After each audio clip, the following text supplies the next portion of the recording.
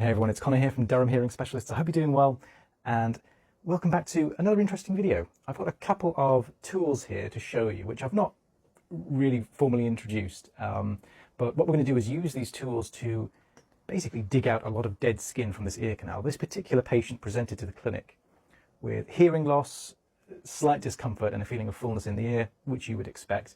And very little of it is wax. It's basically sheets and folds of dead skin packed into the ear canal. And what I'm starting with here is a metal hook.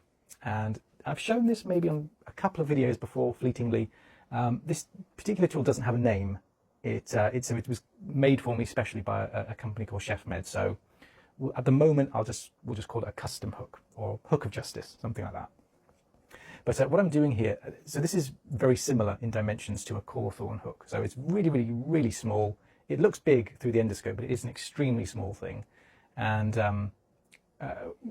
in my opinion, this is much better than a St. Bart's. It's smaller, it's neater, you can get into tiny spaces with it. And it's very helpful in digging out blockages of this nature. So I'm just dragging all these sheets of dead skin forwards. And as you can see, as I drag it forwards, all of these sheets start to unravel.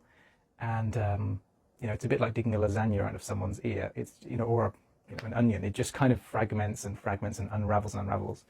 So as to why this has happened, usually we say, when we see, you know, the vast majority of the debris is dead skin, the general kind of vague answer. These are biopsy forceps, by the way.